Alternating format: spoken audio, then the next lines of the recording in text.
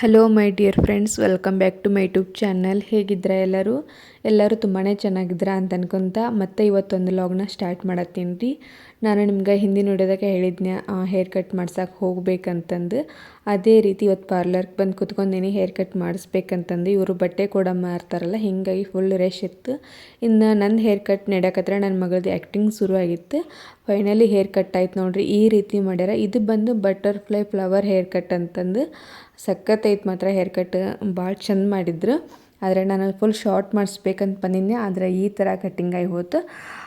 ಪರವಾಗಿಲ್ಲ ಅಂತಂದು ಬಂದೆ ನೋಡಿರಿ ಮಾಡಿಸ್ಕೊಂಡು. ಇನ್ನು ಹಂಗೆ ಮಾರ್ಕೆಟಿಗೆ ಹೋಗಿದ್ನೆಲ್ಲ, ಹಾಗಾಗಿ ನಮ್ಮದು ಕಿಚನ್ ಭಾಳ ಸ್ಪೇಸ್ ಕಮ್ಮಿ ಐತಿ. ಅದಕ್ಕೋಸ್ಕರ ಇದೊಂದು ಟೇಬಲ್ ತಂದೆ ನಾನು. ಅಂದರೆ ಇಷ್ಟು ಗ್ಯಾಸ್ ಇಟ್ಕೊಂಡು ಸ್ವಲ್ಪ ಅಂದರೆ ಸ್ವಲ್ಪ ಜಾಗ ಉಳಿದಿತ್ತು.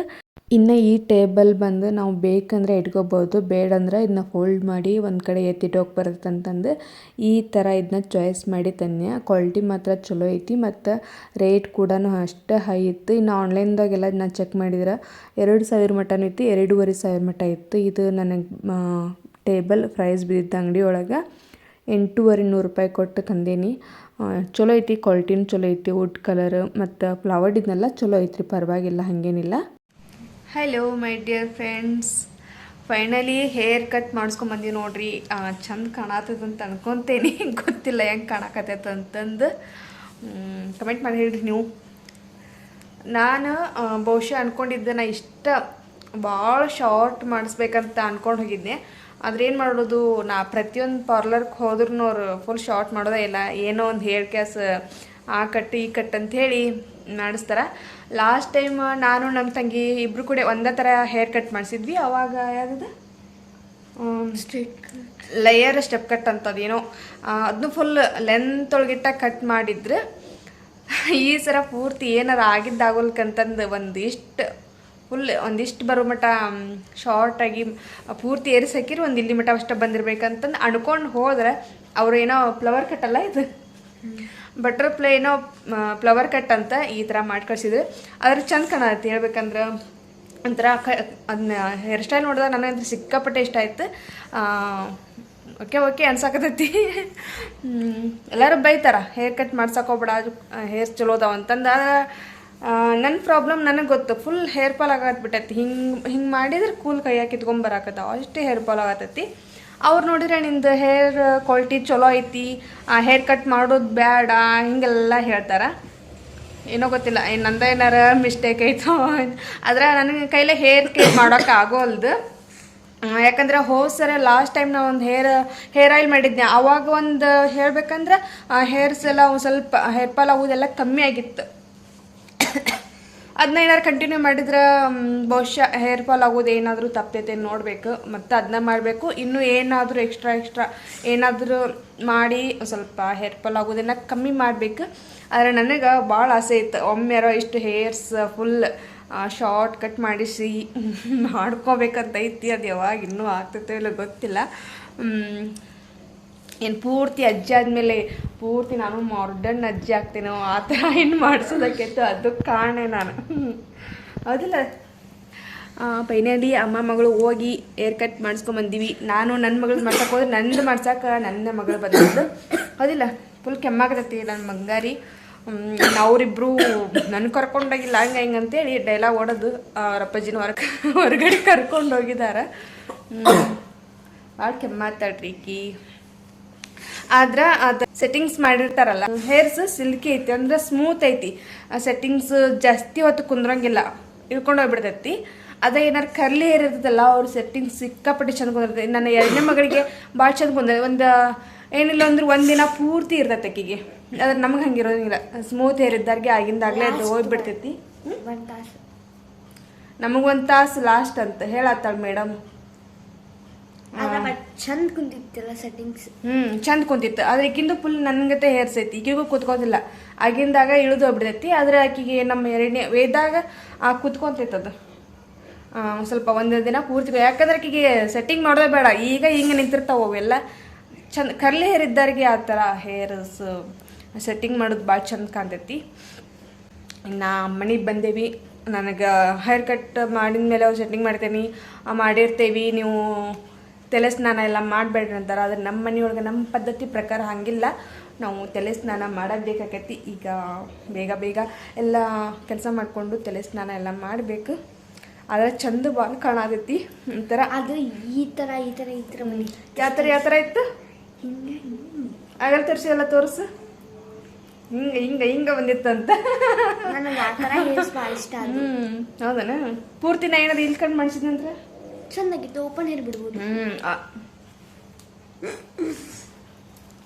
ಈಕಿ ಬಿಟ್ರೆ ನಾನು ಹೋಗಿ ಪಾರಿ ನೋಡಿ ಇಟ್ಟು ಬಂದ್ಬಿಡ್ತಾಳೆ.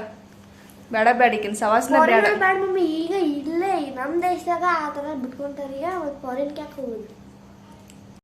ಇನ್ನು ಕೊದ್ಕೋದು ಬೇಡ, ಪಟ ಅಡ್ಗೆ ಮಾಡ್ಬೇಕಂತಂದು ಬಂದ್ರಿ.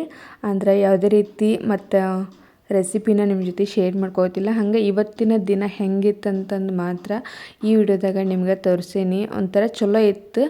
ಆದರೆ ನಾವೊಂದು ಮಾತು ಹೇಳೋಕೆ ಇಷ್ಟಪಡ್ತೀನಿ. ದಿನ ಹೆಂಗೆ ಇರಲಿ ಅದನ್ನು ಚಲೋದನ್ನ ಇಟ್ಬೋದು ಅಥವಾ ಅದನ್ನ ಕೆಟ್ಟ ರೀತಿಯಾಗಿ ಇಟ್ಬೋದು ನಮ್ಮ ಕೈಲೇ ಇರತ್ತಂತ ಹೇಳ್ತೀನಿ. ಯಾಕಂದ್ರೆ ಮನುಷ್ಯಾಗ ನೆಕ್ಸ್ಟ್ ಟೈಮ್ ಏನಾಕೈತಂತ ಗೊತ್ತಿರೋಂಗಿಲ್ಲ. ಆದರೆ ಅದನ್ನ ಈ ಕ್ಷಣನ ನಾವು ಹೆಂಗೆ ಯೂಸ್ ಮಾಡ್ಕೊತೀವಿ, ಅದನ್ನ ಯಾವ ರೀತಿ ಉಪಯೋಗಿಸ್ಕೊತೀವಿ ಅನ್ನೋದು ಮಾತ್ರ ನಮ್ಮ ಮೇಲೆ ಡಿಪೆಂಡ್ ಆಗಿರ್ತೈತಿ. ಇದ್ದಿದ್ದೊಂದು ಚಿಕ್ಕ ಜೀವನ, ಅದರೊಳಗೆ ಎಷ್ಟು ಖುಷಿಯಾಗಿರ್ತೀವಿ ಅನ್ನೋದು ಮುಖ್ಯ ಆಕೈತಿ. ಯಾಕಂದ್ರೆ ಮುಂದೆ ಹೋಗ್ತಾ ನಾವು ಏನಾದರೂ ದಿನಾನ ಬರೀ ಅಳುವುದು ಮತ್ತು ಫುಲ್ ಒಂದು ಬ್ಯಾಡ್ ಮೂಮೆಂಟ್ ಒಳಗೆ ಕಳೆದುಬಿಟ್ರೆ ಮುಂದೆ ನಾವು ತಿರುಗಿ ನೋಡಿದಾಗ ಅದೇ ಇರ್ತೈತಿ. ಅದಕ್ಕೋಸ್ಕರ ಸಿಚುವೇಶನ್ ಯಾವುದೇ ರೀತಿ ಇರಲಿ ನಗ್ನಗ್ತಾ ಕಳೆದು ಬಿಡೋನು, ಅದು ನಮ್ಗೆ ಹೆಂಗೆ ಇಷ್ಟ ಬರ್ತೈತಿ ಆ ರೀತಿ ಜೀವನನ ತೊಗೊಂಡು ಹೋಗೋದು ಚಲೋ ಅಂತಂದು ನನ್ನ ಅಭಿಪ್ರಾಯ. ಇನ್ನು ನಿಮ್ಮ ಅಭಿಪ್ರಾಯ ಏನಂತಂದು ನೀವು ಕಮೆಂಟ್ ಮಾಡಿ ತಿಳಿಸ್ರಿ. ಇನ್ನು ಪಟ ಅಂತ ಅಡುಗೆ ಮಾಡತ್ತಿದ್ನಿ. ಅದೇ ಚಪಾತಿ ಮಾಡೋದು ಮತ್ತು ಪಲ್ಯ ಮಾಡೋದು, ಹೀಗಾಗಿ ರೆಸಿಪಿನ ನಿಮ್ಮ ಜೊತೆ ಶೇರ್ ಮಾಡ್ಕೊಕ್ಕೆ ಹೋಗಲಿಲ್ಲ. ಮತ್ತು ಇನ್ನೊಂದು ಮಾತು, ಯಾರೋ ಏನೋ ಅಂದ್ಕೊತಾರಂತಂದು ನಮ್ಮ ಖುಷಿನ ನಾವು ಪಣಕ್ಕಿಡೋದು ಮತ್ತು ಅದನ್ನ ಎಲ್ಲ ಸ್ಯಾಕ್ರಿಫೈಸ್ ಮಾಡೋದು ಅಷ್ಟು ಸರಿಯಲ್ಲ ಅಂತ ನಾನು ಹೇಳ್ತೀನಿ. ಇದು ನಮ್ಮ ಜೀವನ, ನಮ್ಗೆ ಯಾವ ರೀತಿ ಇರಬೇಕು ಯಾವ ರೀತಿ ಇರಬಾರ್ದು ಅನ್ನೋದು ನಮಗೆ ಮಾತ್ರ ಗೊತ್ತಿರ್ತೈತಿ. ಆದರೆ ಕೆಟ್ಟ ದಾರಿಯಲ್ಲಿ ನಡೆಯೋಕ್ಕಿಂತ ಒಳ್ಳೆ ದಾರಿಯಲ್ಲಿ ನಾವು ಯಾವ ರೀತಿ ನಮ್ಗೆ ಇಷ್ಟ ಬಂದಂಗೆ ನಡೆದ್ರೂ ಅದು ಯಾವ ರೀತಿ ತೊಂದರೆ ಇಲ್ಲ ಅಂತ ನಾ ಅಂದ್ಕೊತೀನಿ. ಯಾಕಂದರೆ ಈ ಪದೇ ನಾವೆಲ್ಲದಕ್ಕೂ ಏನೋ ಮಾಡಿದರೂ ನಮ್ಮ ಹೆಣ್ಮಕ್ಳ ಜೀವನ ಹೆಂಗಂತಂದ್ರೆ ಪ್ರತಿಯೊಂದು ಬಟ್ಟೆಯಿಂದ ಹಿಡಿದವರು ಒಂದು ಯಾವುದೇ ಒಂದು ತಮ್ಮ ಸೆಲ್ಫ್ ಲವ್ ಮಾಡ್ಕೋಬೇಕಂತಂದ್ರೂ ಯಾರು ಏನು ಅನ್ಕೊತಾರೆ ಅನ್ನೋ ಒಂದು ಇದ್ರೊಳಗೆ ಕಳೆದು ಹೋಗ್ಬಿಡೈತಿ. ಪರವಾಗಿಲ್ಲ, ನಾವು ಒಂದು ಒಳ್ಳೆ ದಾರಿಯೊಳಗೆ ಹೋಗ್ತೇವೆ ಅಂತಂದ್ರೆ ನಮ್ಮನ್ನು ನಾವು ಇಷ್ಟಪಡಬೇಕಾಕೈತಿ. ನಮ್ಗೆ ಏನು ಅನಿಸ್ತೈತಿ ಈ ದಿನ ಅದನ್ನು ನಾವು ಮಾಡಬೇಕಾಕೈತಿ. ಹೀಗಾಗಿ ನಿಮಗೆ ಯಾವ ರೀತಿ ಇಷ್ಟ ಬಂದಂಗೆ ನೀವು ಜೀವನ ಮಾಡಿರಿ. ಇನ್ನೊಬ್ಬರನ್ನ ನೀವು ನೋಡಿಕೊಂಡು ಅಥವಾ ಇನ್ನೊಬ್ರಿಗೋಸ್ಕರ ನೀವು ಜೀವನ ಮಾಡಿದ್ರೆ ನೀವು ಹಿಂತಿರುಗಿ ನೋಡಿದ್ರೆ ಅದು ಏನು ಇರೋದಿಲ್ಲ. ಅಲ್ಲೊಂದು ಇರೋದು ಮಾತ್ರ ಸೊನ್ನೆ. ಅದೇ ರೀತಿ ಸೊನ್ನೆ ಕಳಿಬಾರ್ದು ಅಂತಂದ್ರೆ, ಸೊನ್ನೆ ಒಳಗೆ ನಮ್ಮದು ಜೀವನ ಕಳಿಬಾರ್ದಂದ್ರೆ ಅದ್ರ ಮುಂದೆ ಅಥವಾ ಹಿಂದೆ ನಂಬರ್ ಹಾಕೋದು ಮಾತ್ರ ಅದು ನಮ್ಮ ಕೈಲಿ ಇರುತ್ತೆ. ಮುಂದೆ ಹಾಕಿದ್ರೆ ಉಪಯೋಗ ಇಲ್ಲ. ಅದಕ್ಕೆ ನಾವು ಮೊದಲೇಕಿಂತ ಹಿಂದೆ ಹಾಕೋಂತ ಒಂದು ನಂಬರ್ನ ಕೊಟ್ಕೊಂಬಂದ್ವಿ ಅಂದ್ರೆ ಜೀವನ ಭಾಳ ಚಲೋ ಇರ್ತೈತಂತ ನಾ ಹೇಳೋಕೆ ಇಷ್ಟಪಡ್ತೀನಿ. ನನ್ನ ಮಾತು ನಿಮಗೆಲ್ಲರೂ ಅರ್ಥ ಆಗೈತೆ ಅಂತ ಅನ್ಕೊತೀನಿ. ಅರ್ಥವಾಗಿದ್ದರೆ ಈ ಒಂದು ಲಾಗ್ ನಿಮ್ಗೆ ಏನಾದರೂ ಇಷ್ಟವಾಗಿದ್ದರೆ ಪ್ಲೀಸ್ ಒಂದು ಲೈಕ್ ಮಾಡೋದನ್ನು ಮರೆಯೋಕ್ಕೆ ಹೋಗಬೇಡ್ರಿ. ಹಂಗೆ ನಿಮ್ಮ ಫ್ರೆಂಡ್ಸ್ ಆ್ಯಂಡ್ ಫ್ಯಾಮ್ಲಿಗೆ ಈ ವಿಡಿಯೋ ಏನಾದರೂ ಹೆಲ್ಪ್ಫುಲ್ ಇದ್ರೆ ಪ್ಲೀಸ್ ಅದನ್ನ ಶೇರ್ ಮಾಡೋದನ್ನು ಕೂಡ ಮರೆಯೋಕ್ಕೆ ಹೋಗಬೇಡ್ರಿ. ನಿಮ್ಮ ಅಭಿಪ್ರಾಯ ಅನಿಸಿಕೆಗಳನ್ನು ನನಗೆ ಕಮೆಂಟ್ ಮುಖಾಂತರ ತಿಳಿಸಿ. ನಾನು ಏನಾದರೂ ತಪ್ಪು ಮಾಡಿದರೆ ಹೇಳ್ರಿ, ಅದನ್ನ ತಿದ್ಕೋಕೆ ಒಂದು ಪ್ರಯತ್ನ ಪಡ್ತೀನಿ. ಮತ್ತು ನನ್ನ ಒಂದು ವಿಡಿಯೋ ನಿಮ್ಗೆ ಏನಾದರೂ ಇಷ್ಟವಾಗಿತ್ತಂದ್ರೆ ಅದು ಪಾಸಿಟಿವ್ ಆಗಿ ಕಮೆಂಟ್ ಹಾಕ್ರಿ, ನನಗೊಂದು ಮೋಟಿವೇಶನ್ ಸಿಗುತ್ತೆ. ಇದನ್ನೆಲ್ಲ ಹೇಳ್ಕೊಂತ ನಮ್ಮ ಊಟ ರೆಡಿ ಆಗೈತಿ. ಚಪಾತಿ, ಸೌತೆಕಾಯಿ ಪಲ್ಯ ಮತ್ತು ಕಡ್ಲೆಕಾಳು ಇರೋದಿಲ್ಲ ರೀ, ಅದ್ರದ್ದು ತಪ್ಪಲು ಪಲ್ಯ ಮತ್ತು ಹಾಕರಿಕೆ ಮತ್ತು ಶೇಂಗಾ ಚಟ್ನಿ, ಮಜ್ಜಿಗೆ ಇದೆಷ್ಟಾಗಿತ್ತು ನೋಡಿರಿ ನಮ್ಮದು ರಾತ್ರಿ ಊಟ.